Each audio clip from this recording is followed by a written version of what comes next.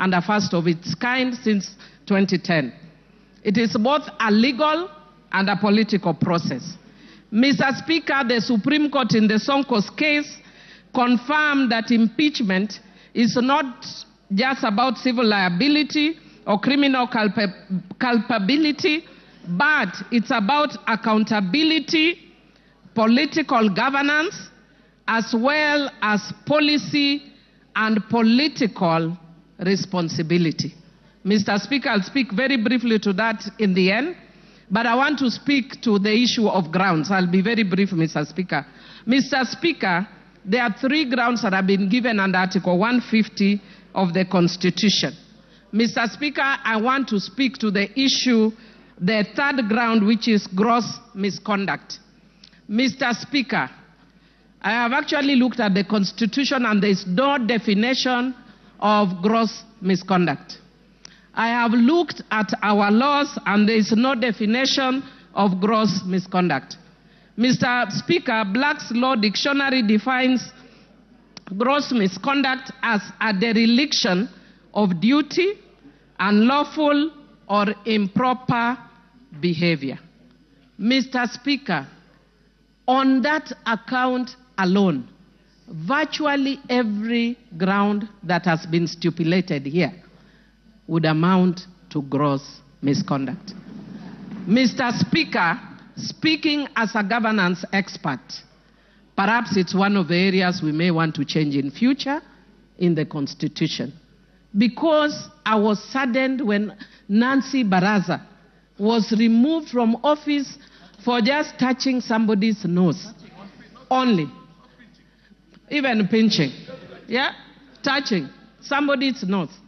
So, Mr. Speaker, what I would like to say, Mr. Speaker, is based on these grounds, it is easy to impeach. Mr. Speaker, if you just had me 1 minute, please. Mr. Speaker. Okay, you have 1.5. Thank you, Mr. Speaker. Mr. Speaker, I would just want to say that I've been by nature, I know I'm a very tough person, but by very nature, I'm also very empathetic. And I've been sympathizing a lot with the Deputy Speaker, especially, Deputy President, sorry, especially when he prays, because I'm also a prayerful person. But Mr. Speaker, I would want the Deputy Speaker to learn from this. Deputy President. Sorry, Deputy President. Sorry, I don't know why I keep going to Honorable Gladys. Mr. Speaker, in my book which I've just released, Rig or Be Rigged, Principle 9, the power of words, taming the tongue. Mr.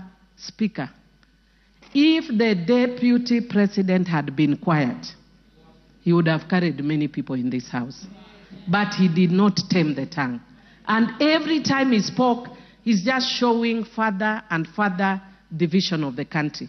And I feel sad as a country that many people, even my friends, because I have many friends in central Kenya, who are calling me, are not calling me from a governance perspective. They are telling me, please save us Mount Kenya. Mr. Speaker, when will we ever reach a point as a country when we look at governance issues and not ethnic parochial issues that have divided the country for a long time, Mr. Speaker?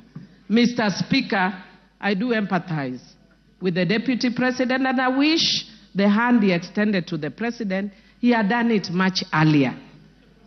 Mr. Speaker, I hope he learns from the experience of Coriolanus of ancient Rome, who had won many battles, and his fame preceded him. But when he got in politics, his mouth brought him down. Mr. Speaker, I support.